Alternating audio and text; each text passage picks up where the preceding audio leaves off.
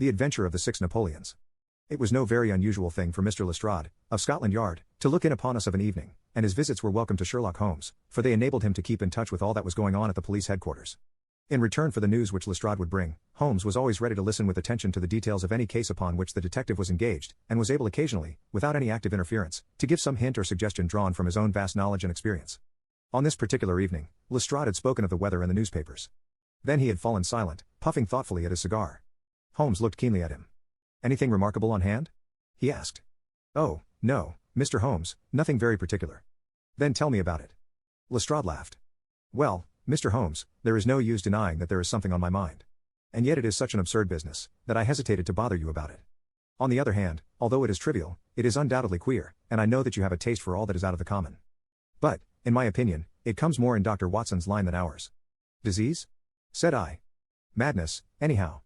And a queer madness, too. You wouldn't think there was anyone living at this time of day who had such a hatred of Napoleon I that he would break any image of him that he could see." Holmes sank back in his chair. "That's no business of mine," said he. "Exactly. That's what I said. But then, when the man commits burglary in order to break images which are not his own, that brings it away from the doctor and on to the policeman." Holmes sat up again. "Burglary? This is more interesting. Let me hear the details." Lestrade took out his official notebook and refreshed his memory from its pages. "The first case reported was 4 days ago," said he. "It was at the shop of Morse Hudson, who has a place for the sale of pictures and statues in the Kennington Road. The assistant had left the front shop for an instant, when he heard a crash, and hurrying in he found a plaster bust of Napoleon, which stood with several other works of art upon the counter, lying shivered into fragments. He rushed out into the road, but, although several passers-by declared that they had noticed a man run out of the shop, he could neither see anyone nor could he find any means of identifying the rascal. It seemed to be one of those senseless acts of hooliganism which occur from time to time, and it was reported to the constable on the beat as such. The plaster cast was not worth more than a few shillings, and the whole affair appeared to be too childish for any particular investigation. The second case, however, was more serious, and also more singular. It occurred only last night. In Kennington Road, and within a few hundred yards of Morse Hudson's shop, there lives a well-known medical practitioner, named Dr. Barnicot, who is one of the largest practices upon the south side of the Thames. His residence and principal consulting room is at Kennington Road, but he has a branch surgery and dispensary at Lower Brixton Road, 2 miles away. This Dr. Barnicot is an enthusiastic admirer of Napoleon, and his house is full of books, pictures, and relics of the French emperor. Some little time ago he purchased from Morse Hudson 2 duplicate plaster casts of the famous head of Napoleon by the French sculptor, Divine. One of these he placed in his hall in the house at Kennington Road, and the other on the mantelpiece of the surgery at Lower Brixton. Well, when Dr. Barnicot came down this morning he was astonished to find that his house had been burgled during the night, but that nothing had been taken save the plaster head from the hall. It had been carried out and had been dashed savagely against the garden wall, under which its splintered fragments were discovered. Holmes rubbed his hands. "This is certainly very novel," said he. "I thought it would please you. But I have not got to the end yet." Dr. Barnicot was due at his surgery at 12 o'clock, and you can imagine his amazement when, on arriving there, he found that the window had been opened in the night and that the broken pieces of his second bust were strewn all over the room. It had been smashed to atoms where it stood. In neither case were there any signs which could give us a clue as to the criminal or lunatic who had done the mischief. "Now, Mr. Holmes, you have got the facts." "They are singular, not to say grotesque," said Holmes. "May I ask whether the 2 busts smashed in Dr. Barnicot's rooms were the exact duplicates of the one which was destroyed in Morse Hudson's shop?" "They were taken from the same mold." "Such a fact must tell against the theory that the man who breaks them is influenced by any general hatred of Napoleon. Considering how many hundreds of statues of the great emperor must exist in London, it is too much to suppose such a coincidence as that a promiscuous iconoclast should chance to begin upon 3 specimens of the same bust." "Well, I thought as you do," said Lestrade. "On the other hand, this Morse Hudson is the purveyor of busts in that part of London, and these 3 were the only ones which had been in his shop for years. So, although, as you say, there are many hundreds of statues in London, it is very probable that these 3 were the only ones in that district. Therefore, a local fanatic would begin with them. What do you think, Dr. Watson?" "There are no limits to the possibilities of monomania," I answered. "There is the condition which the modern French psychologists have called the idée fixe, which may be trifling in character, and accompanied by complete sanity in every other way. A man who had read deeply about Napoleon, or who had possibly received some hereditary family injury through the Great War, might conceivably form such an idée fixe and under its influence be capable of any fantastic outrage." "That won't do, my dear Watson," said Holmes, shaking his head, "for no amount of idée fixe would enable your interesting monomaniac to find out where these busts were situated." "Well, how do you explain it?" "I don't attempt to do so. I would only observe that there is a certain method in the gentleman's eccentric proceedings. For example, in Dr. Barnicot's hall, where a sound might arouse the family, the bust was taken outside before being broken, whereas in the surgery, where there was less danger of an alarm, it was smashed where it stood. The affair seems absurdly trifling, and yet I dare call nothing trivial when I reflect that some of my most classic cases have had the least promising commencement. You will remember, Watson, how the dreadful business of the Abernethy family was first brought to my notice by the depth which the parsley had sunk into the butter upon a hot day. I can't afford, therefore, To smile at your 3 broken busts, Lestrade, and I shall be very much obliged to you if you will let me hear of any fresh development of so singular a chain of events. The development for which my friend had asked came in a quicker and an infinitely more tragic form than he could have imagined. I was still dressing in my bedroom next morning, when there was a tap at the door and Holmes entered, a telegram in his hand. He read it aloud. Come instantly, 131, Pitt Street, Kensington. Lestrade. What is it, then? I asked. Don't know, maybe anything. But I suspect it is the sequel of the story of the statues. In that case our friend the image breaker has begun operations in another quarter of London. There's coffee on the table, Watson, and I have a cab at the door. In half an hour we had reached Pitt Street, a quiet little backwater just beside one of the briskest currents of London life. No. 131 was one of a row, all flat-chested, respectable, and most unromantic dwellings. As we drove up, we found the railings in front of the house lined by a curious crowd. Holmes whistled. By George. It's attempted murder at the least. Nothing less will hold the London message boy. There's a deed of violence indicated in that fellow's round shoulders and outstretched neck. What's this, Watson? The top step swilled down and the other one's dry. Footsteps enough, anyhow. Well, there's Lestrade at the front window, and we shall soon know all about it. The official received us with a very grave face and showed us into a sitting room, where an exceedingly unkempt and agitated elderly man, clad in a flannel dressing gown, was pacing up and down. He was introduced to us as the owner of the house, Mr. Horace Harker, of the Central Press Syndicate. It's the Napoleon bust business again, said Lestrade. You seemed interested last night, Mr. Holmes, so I thought perhaps you would be glad to be present now that the affair has taken a very much graver turn. What has it turned to, then? To murder. Mr. Harker, will you tell these gentlemen exactly what has occurred? The man in the dressing gown turned upon us with a most melancholy face. It's an extraordinary thing, said he, that all my life I have been collecting other people's news, and now that a real piece of news has come my own way I am so confused and bothered that I can't put 2 words together. If I had come in here as a journalist, I should have interviewed myself and had 2 columns in every evening paper. As it is, I am giving away valuable copy by telling my story over and over to a string of different people, and I can make no use of it myself. However, I've heard your name, Mr. Sherlock Holmes, and if you'll only explain this queer business, I shall be paid for my trouble in telling you the story. Holmes sat down and listened. It all seems to center round that bust of Napoleon which I bought for this very room about 4 months ago. I picked it up cheap from Harding Brothers, 2 doors from the High Street station. A great deal of my journalistic work is done at night, and I often write until the early morning. So it was today. I was sitting in my den, which is at the back of the top of the house, about 3 o'clock, when I was convinced that I heard some sounds downstairs. I listened, but they were not repeated, and I concluded that they came from outside. Then suddenly, about 5 minutes later, there came a most horrible yell, the most dreadful sound, Mr. Holmes, that ever I heard. It will ring in my ears as long as I live. I sat frozen with horror for a minute or 2. Then I seized the poker and went downstairs. When I entered this room I found the window wide open, and I at once observed that the bust was gone from the mantelpiece. Why any burglar should take such a thing passes my understanding, for it was only a plaster cast and of no real value whatever. You can see for yourself that anyone going out through that open window could reach the front doorstep by taking a long stride. This was clearly what the burglar had done, so I went round and opened the door. Stepping out into the dark, I nearly fell over a dead man, who was lying there. I ran back for a light and there was the poor fellow, a great gash in his throat and the whole place swimming in blood. He lay on his back, his knees drawn up, and his mouth horribly open. I shall see him in my dreams. I had just time to blow on my police whistle, and then I must have fainted, for I knew nothing more until I found the policeman standing over me in the hall. Well, who was the murdered man? Asked Holmes. There's nothing to show who he was, said Lestrade. You shall see the body at the mortuary, but we have made nothing of it up to now. He is a tall man, sunburned, very powerful, not more than 30. He is poorly dressed, and yet does not appear to be a laborer. A horn-handled clasp knife was lying in a pool of blood beside him. Whether it was the weapon which did the deed, or whether it belonged to the dead man, I do not know. There was no name on his clothing, and nothing in his pocket save an apple, some string, a shilling map of London, and a photograph. Here it is. It was evidently taken by a snapshot from a small camera. It represented an alert, sharp-featured simian man, with thick eyebrows and a very peculiar projection of the lower part of the face, like the muzzle of a baboon. And what became of the bust? Asked Holmes, after a careful study of this picture. We had news of it just before you came. It has been found in the front garden of an empty house in Camden House Road. It was broken into fragments. I am going round now to see it. Will you come? Certainly. I must just take one look round. He examined the carpet and the window. The fellow had either very long legs or was a most active man, said he.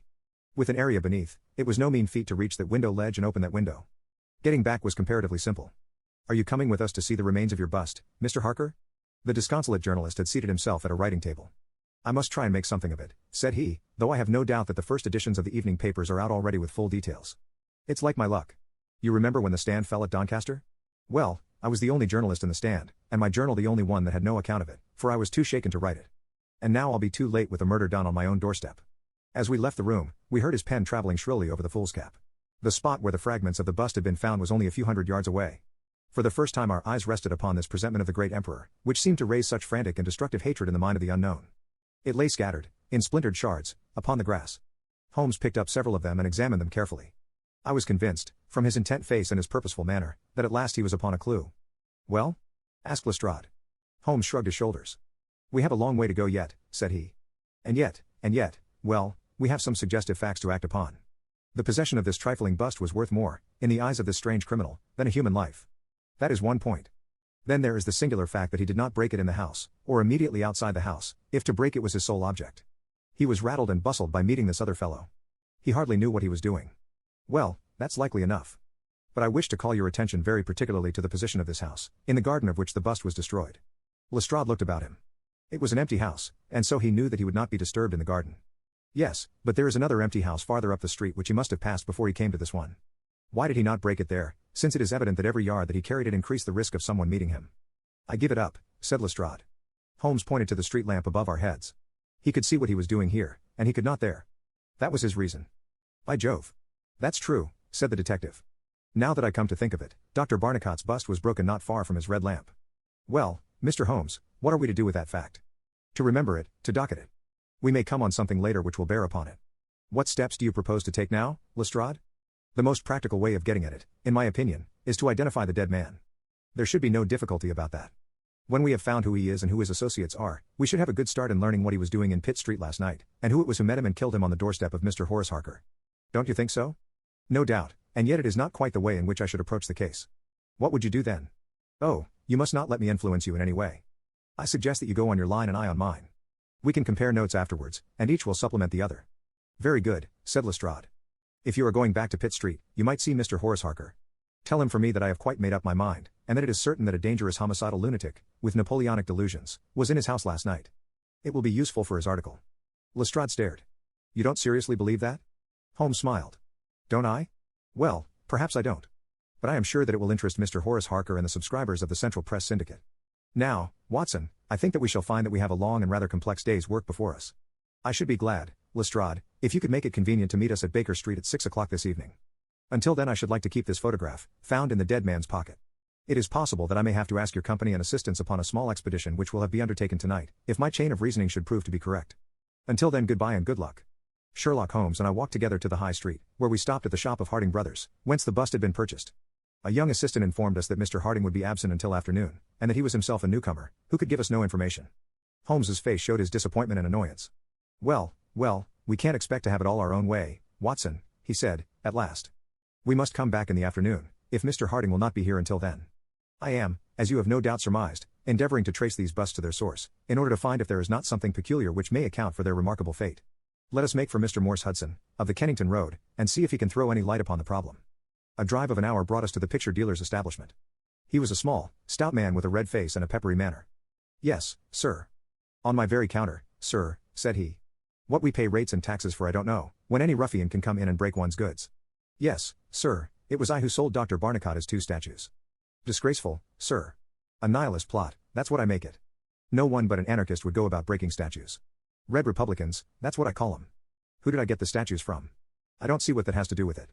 Well, if you really want to know, I got them from Gelder & Company, in Church Street, Stepney. They are a well-known house in the trade, and have been this 20 years. How many had I? 3, 2 and 1 are 3, 2 of Dr. Barnicot's, and 1 smashed in broad daylight on my own counter. Do I know that photograph? No, I don't. Yes, I do, though. Why, it's Beppo. He was a kind of Italian piecework man, who made himself useful in the shop. He could carve a bit, and gild and frame, and do odd jobs. The fellow left me last week, and I've heard nothing of him since. No, I don't know where he came from nor where he went to. I had nothing against him while he was here. He was gone 2 days before the bust was smashed." "Well, that's all we could reasonably expect from Morse Hudson," said Holmes, as we emerged from the shop. "We have this Beppo as a common factor, both in Kennington and in Kensington, so that is worth a 10-mile drive. Now, Watson, let us make for Gelder & Company, of Stepney, the source and origin of the busts. I shall be surprised if we don't get some help down there." In rapid succession we passed through the fringe of fashionable London, Hotel London, theatrical London, literary London, commercial London, and, finally, maritime London, till we came to a riverside city of 100,000 souls, where the tenement houses swelter and reek with the outcasts of Europe. Here, in a broad thoroughfare, once the abode of wealthy city merchants, we found the sculpture works for which we searched. Outside was a considerable yard full of monumental masonry. Inside was a large room in which 50 workers were carving or molding. The manager, a big blonde German, received us civilly and gave a clear answer to all Holmes's questions. A reference to his book showed that hundreds of casts had been taken from a marble copy of Divine's Head of Napoleon, but that the 3 which had been sent to Morse Hudson a year or so before had been half of a batch of 6, the other 3 being sent to Harding Brothers, of Kensington. There was no reason why those 6 should be different from any of the other casts. He could suggest no possible cause why anyone should wish to destroy them. In fact, he laughed at the idea. Their wholesale price was 6 shillings, but the retailer would get 12 or more. The cast was taken in 2 molds from each side of the face, and then these 2 profiles of plaster of Paris were joined together to make the complete bust. The work was usually done by Italians, in the room we were in. When finished, the busts were put on a table in the passage to dry, and afterward stored. That was all he could tell us. But the production of the photograph had a remarkable effect upon the manager. His face flushed with anger, and his brows knotted over his blue Teutonic eyes. "Ah, the rascal," he cried. "Yes, indeed, I know him very well. This has always been a respectable establishment, and the only time that we have ever had the police in it was over this very fellow. It was more than a year ago now. He knifed another Italian in the street, and then he came to the works with the police on his heels, and he was taken here. Beppo was his name, his second name I never knew. Serve me right for engaging a man with such a face. But he was a good workman, one of the best. What did he get? The man lived and he got off with a year. I have no doubt he is out now, but he has not dared to show his nose here. We have a cousin of his here, and I dare say he could tell you where he is." "No, no," cried Holmes, "not a word to the cousin, not a word, I beg of you. The matter is very important, and the farther I go with it, the more important it seems to grow. When you referred in your ledger to the sale of those casts, I observed that the date was June 3rd of last year. Could you give me the date when Beppo was arrested?" "I could tell you roughly by the pay list," the manager answered. "Yes," he continued, after some turning over of pages, "he was paid last on May 20th. "Thank you," said Holmes. "I don't think that I need intrude upon your time and patience any more." With a last word of caution that he should say nothing as to our researches, we turned our faces westward once more.